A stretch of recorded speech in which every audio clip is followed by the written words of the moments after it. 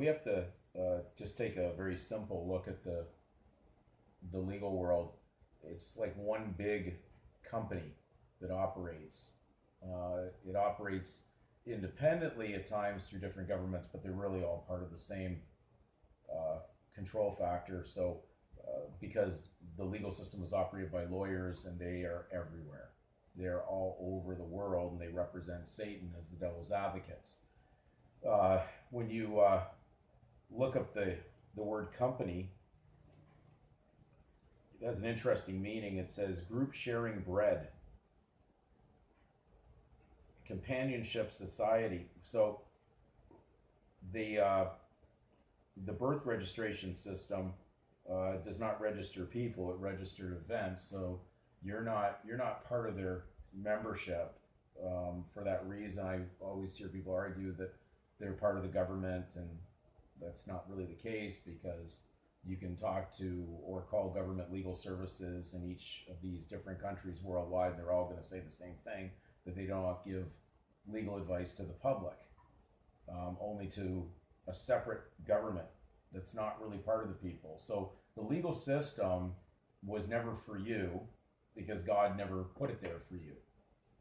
This legal system is run by the opposite, the opposer, the accuser, Satan. So this is his sandbox, and therefore it's his company. We can call it the synagogue of Satan, as spoken of in Revelation.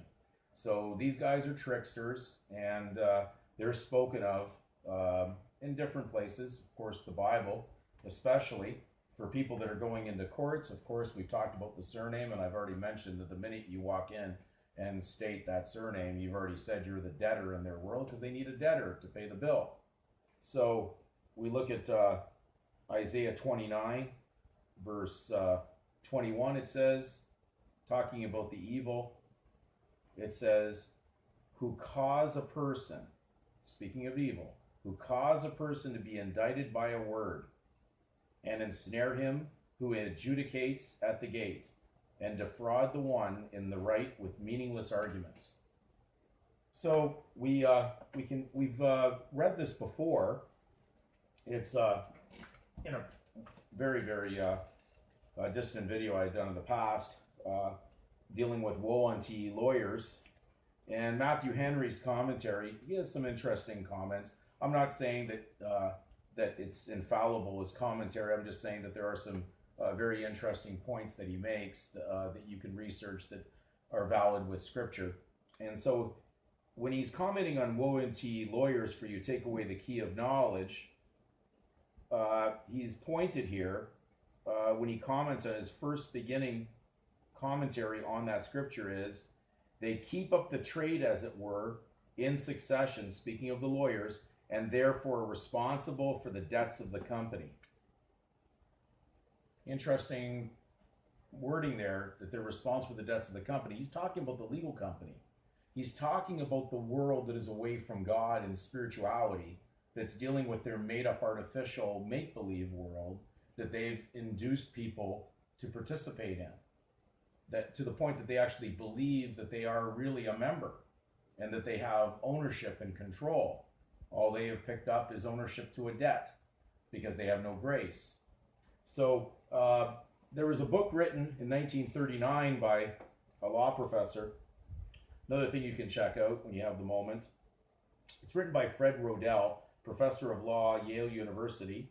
And the book's entitled Woe Unto Ye Lawyers, quoting out of Luke chapter 11. The introductory to the book reads as follows. He says, no lawyer will like this book. It is not written for lawyers. It is written for the average man, and its purpose is to try to plant in his head at least a seed of skepticism about the whole legal profession. Its works and its ways. In case anyone should be interested, I got my own skepticism early. Before I ever studied law, I used to argue occasionally with lawyers, a foolish thing to do at any time. When, as frequently happened, they couldn't explain their legal points so that they made any sense to me, I brashly began to suspect that maybe they didn't make any sense at all. But I couldn't know. One of the reasons I went to law school was to try to find out. At law school, I was lucky. 10 of the men under whom I took courses were sufficiently skeptical and commonsensible about the branches of law they were teaching, so that unwittingly, of course, they served together to fortify my hunch about the phoniness of the whole legal process. In a sense, they are the intellectual godfathers of this book, and though all of them were doubtless strenuously disowned their godchild, I think I owe it to them to name them.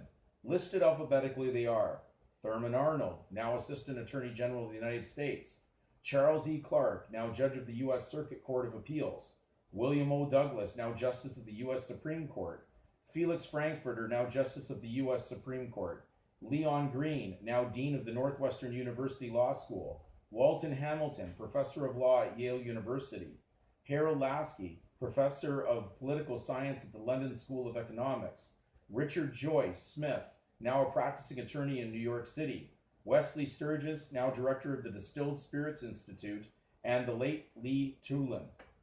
By the time I got through law school, I had decided that I never wanted to practice law. I never have. I am not a member of any bar. If anyone should want, not unreasonably, to know what on earth I'm doing or trying to do teaching law, he may find a hint of the answer toward the end of chapter 9. When I was mulling over the notion of writing this book, I outlined my ideas about the book and about the law to a lawyer who is not only able but also extraordinarily frank and perceptive about his profession. Sure, he said, but why give the show away? That clinched it. So remember, you're surrounded by this group of tricksters, legalists, and when you're walking into their sandbox, you've gone in there by consent. And when you walk in with consent, equity will not support a volunteer, because the only reason you'd be there is based on the fact that you believe you are a member that is suing in the name that you're using. And therefore, the burden of proof is always placed upon you, not upon them anymore, because you've come in with the last name. And last in law, and blacks will tell you, it means burden. So the burden now is on you, and the joke is on you, because you really don't have any legal entitlement. You're just suing for the point of suing to prove it.